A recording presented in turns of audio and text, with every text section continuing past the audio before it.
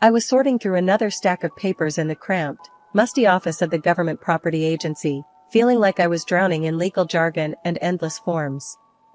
My dad had left me his shares in a big-shot company, and here I was, trying to make sense of what that meant for me, a 27-year-old who'd rather be anywhere but here.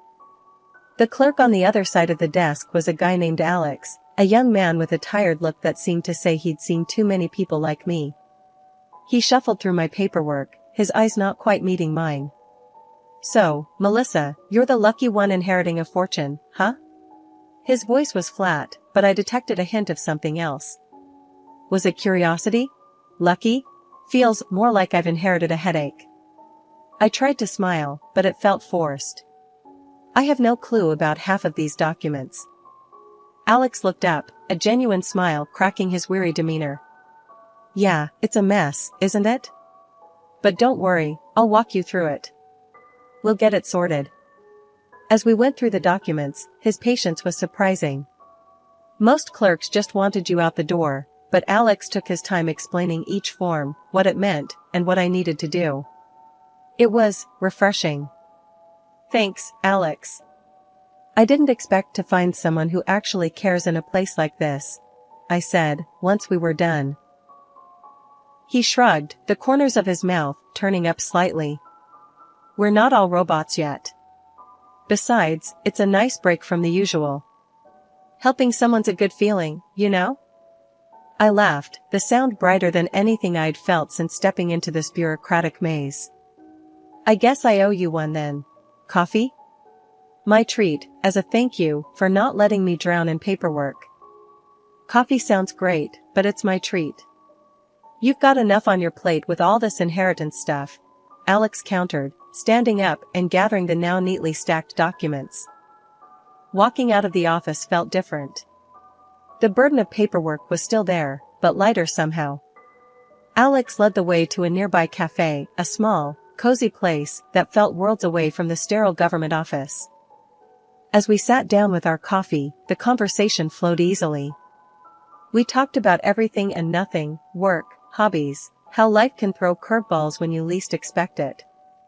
"You know, I never thought I'd meet someone like you in a place like that." "Someone real," I found myself saying. Alex raised an eyebrow, a smirk playing on his lips. "Someone real? What, you thought I was a government-issued robot designed to make your life miserable?" I chuckled, shaking my head. "No, it's just, everyone seems so caught up in their own stuff. It's rare to find someone who listens, who actually sees you, you know?" He nodded, taking a sip of his coffee. "I get it. Life's too short to be anything but real, especially with people. We're all just trying to figure it out, one day at a time." Our story didn't start with love at first sight or grand gestures. It started with shared smiles, genuine kindness, and a cup of coffee. And sometimes, that's all it takes to turn a regular day into the beginning of the rest of your life. After that day at the cafe, things between me and Alex took off faster than I could have imagined. It wasn't long before we were seeing each other outside of all that legal and paperwork mess. One evening, sitting on my old, comfy couch with takeout boxes scattered around, Alex brought up the idea that would change everything. "Hey, I've been thinking," he started, a bit hesitant, which wasn't like him at all. He was always so full of confidence, his ideas bold and out there. "With your inheritance and my knowledge of the market, we could start something on our own. Something big." I paused, a piece of pizza halfway to my mouth. "Start something? Like what, a business?" The idea seemed crazy. Sure, I had money now, but business was a whole different game. "Yeah, a business. Hear me out." He leaned forward, his eyes lighting up the way they always did when he was excited about something. "We both know the agricultural sector is booming. What if we dive into that? Start a wholesale warehouse for spare parts or something. It's in demand, and with your capital and my connections, we could really make a mark." I set my pizza down, intrigued despite myself. "But I don't know the first thing about running a business, Alex." "And what about your job?" He waved his hand dismissively. "My job's a dead end, you know that. And you're smart, you'll learn." We'll learn together. His confidence was infectious, but I was still hesitant. Alex, it's a huge risk. What if it doesn't work out? I could lose everything. The fear of making a monumental mistake was gnawing at me. But what if it does work out? His hand found mine across the couch, giving it a reassuring squeeze. You won't be alone in this. We're in it together, every step of the way. Plus, your mom's been bugging you about investing that money wisely, right? Here's our chance to do something wise and big. I couldn't help but laugh. You've got an answer for everything, don't you? His enthusiasm was hard to resist. Okay, let's say we do this. We're going to need a solid plan. And I mean solid, Alex. No winging it. Of course. He was practically bouncing with excitement now. I'll draft something up. We'll go over it together, tweak it, make sure it's foolproof. And just like that, our joint venture began. It was a whirlwind of planning, meetings with lawyers, to draw up a partnership agreement, and endless research. My head was spinning most days, but seeing Alex so passionate and dedicated was all the reassurance I needed. Before we got married, Alex insisted we sign a prenuptial agreement. It's just practical, he said one night as we were going over some business plans. In case things go south, we both know where we stand. Everything split in half, clean and simple. I nodded, understanding his point, but wanting to add my own condition. All right, I get it. But I want something in there too. If one of us cheats and that leads to divorce, the cheater loses their share in the business. He looked at me, surprised, but then nodded. Fair enough. I love you, and I'm not going to cheat on you. So, yeah, let's add it. It was a tough conversation, but it felt right. Setting clear rules felt like we were laying a strong foundation, not just for our business, but for our relationship too. The day we signed the lease for our warehouse space was surreal. Standing there, looking at the empty building that would soon be bustling with our business, I felt a mix of terror and exhilaration. We're really doing this, aren't we? I said, more to myself than to Alex. He came up behind me, wrapping his arms around my waist.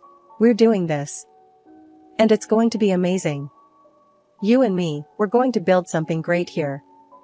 I leaned back into his embrace, allowing myself to believe in the dream we were building. It wasn't just about the business, it was about us, taking on the world together. Little did I know, the challenges ahead would test us in ways I never expected. But in that moment, all I felt was hope and the thrill of starting something new with the man I loved. The buzz of our warehouse was like music to my ears, the shelves stacked with parts, orders coming in and going out.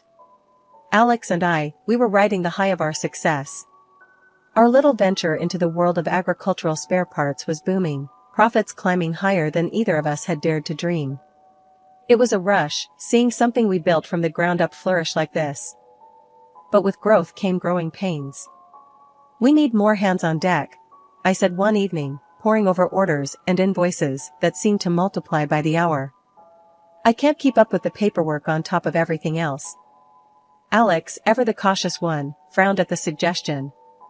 I don't know, babe. Hiring more people means trusting outsiders with our baby. Can't have just anyone poking around our finances and legal stuff. I got where he was coming from, but something had to give. So, what, you want me to do it all? I'm already swamped as it is. He looked at me, a mix of apology and determination in his eyes. I was thinking, maybe you could take some courses? Get certified in accounting and legal management? It'd keep things tight, just between us. The thought of going back to school on top of running a business felt overwhelming, to say the least. Seriously? When am I supposed to find the time for that? At night? Weekends? He suggested, as if it were that simple. Look, I know it's a lot, but we've got to protect what we've built. You're brilliant, babe. You'll ace it in no time. So, that's what I did. By day, I was the co-owner of a thriving business, and by night, a student once again. It was exhausting, juggling books with balance sheets, but I was determined to keep our dream alive. As the business expanded, so did my responsibilities. I became the backbone of our operations paperwork maze, handling everything from document management to accounting and legal issues. Alex took charge of the finances, contract negotiations, and steering the company's growth, which meant he was on the road a lot, leaving me to hold down the fort. One night, with Alex away on a trip and me buried under a mountain of work, I couldn't help but feel the weight of it all. This isn't what I signed up for, I muttered to myself, staring at the computer screen long after the office had gone dark. The phone rang, breaking the silence. It was Alex, checking in from wherever his meetings had taken him. "Hey, how's my superstar manager doing?" I sighed, rubbing my tired eyes. "Drowning in paperwork, if you must know." "This is insane, Alex. I can barely keep my head above water." There was a pause on the line. "I'm sorry, babe. I wish I could be here to help. But you're killing it, you know that? I couldn't do this without you." His words were meant to comfort, but they felt like a reminder of the chasm between us, growing wider with every business trip he took. I miss you, Alex. And I miss us not being so consumed by all of this." "I know, I miss you too. But think about where this is going to take us. We're building our future, one invoice at a time," he tried to joke. I forced a laugh, but it sounded hollow even to my own ears. "Yeah, one invoice at a time. Just make sure you come back to me in one piece, okay?" "I promise. And hey, when I get back, let's take a day off. Just you and me, no business talk. Deal?" "Deal," I agreed, clinging to that small promise of normalcy in the midst of our success-driven chaos. Hanging up, I turned back to my work, the screen blurring slightly as I blinked back tears. This was the dream, wasn't it? So why did it feel like something was slipping through my fingers? Life in the fast lane of our booming business took its toll on me in more ways than one. The late nights, the constant stress, and the never-ending pile of work left little time for anything else, especially taking care of myself.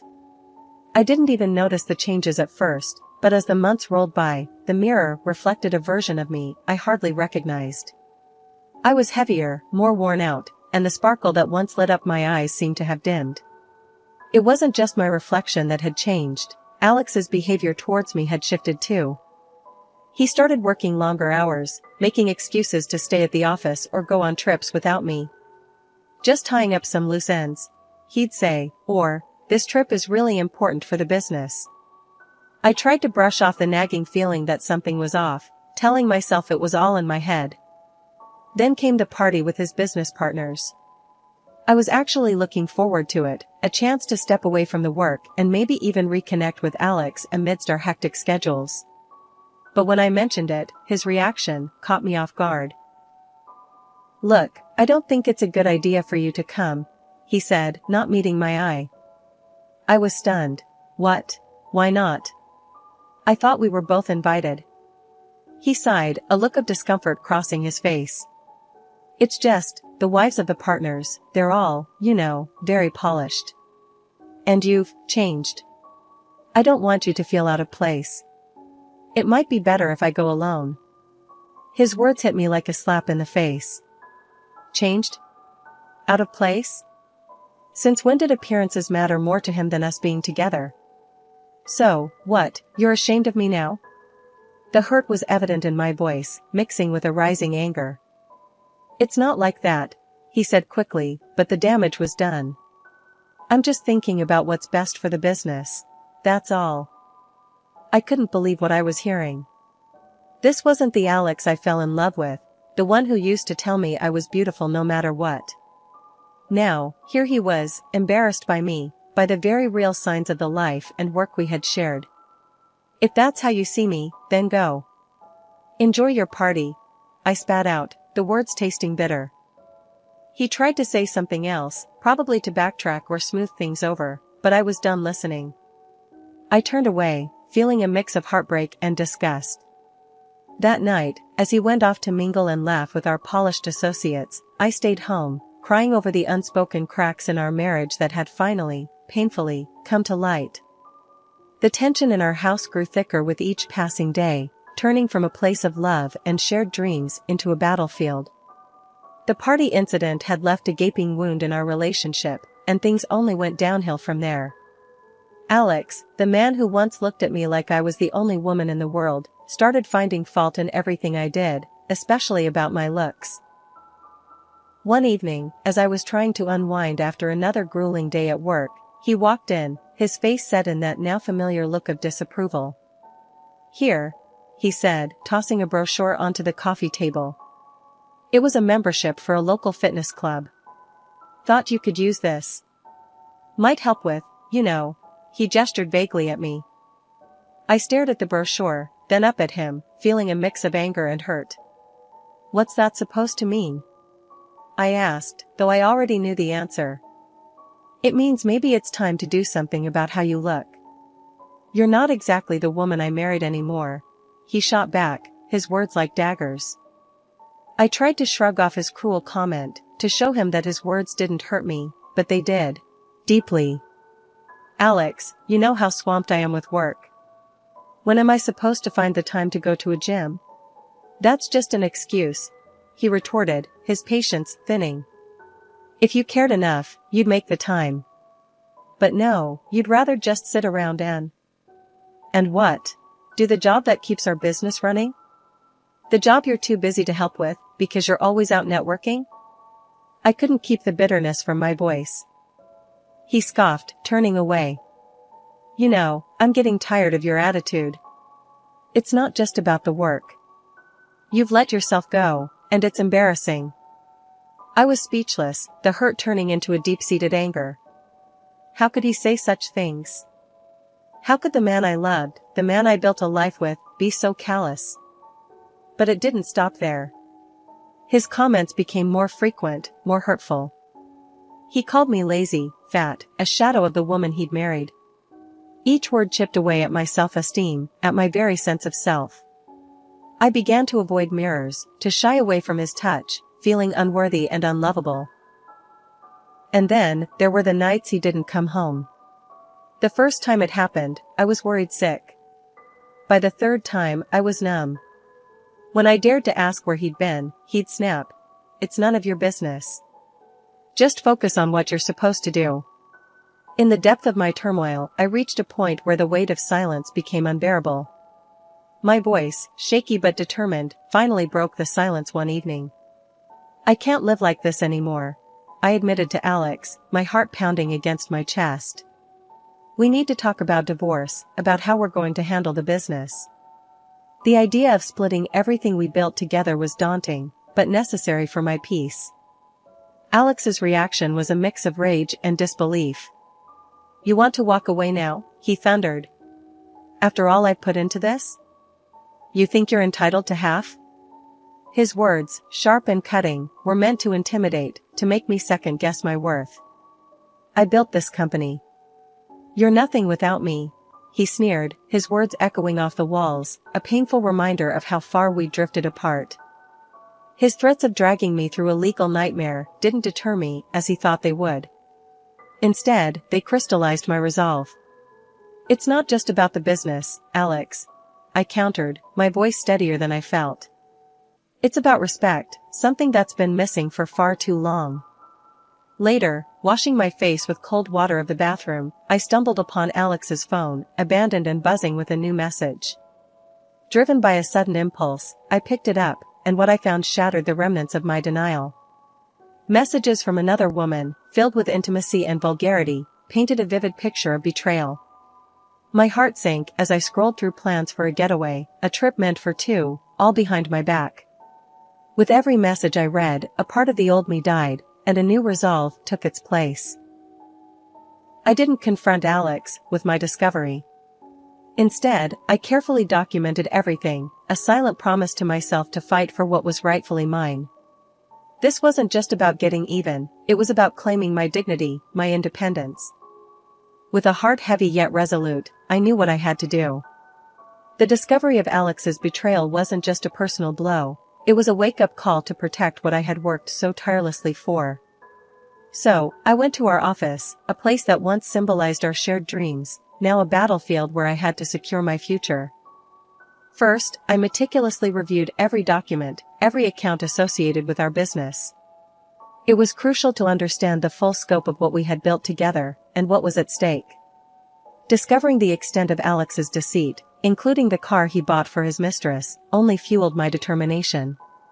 I gathered every piece of evidence, made copies, and prepared myself for the next step. Armed with the documents, I sought out the best lawyer I could find, someone known for their integrity and tenacity. "I need to file for divorce," I told the lawyer, my voice steady but my hands betraying my nervousness. "And I intend to fight for what's rightfully mine in the business we built together." The lawyer, a seasoned professional with a keen sense of justice, listened intently as I laid out my case. After reviewing the prenuptial agreement and the evidence of infidelity, he looked at me with a reassuring calmness.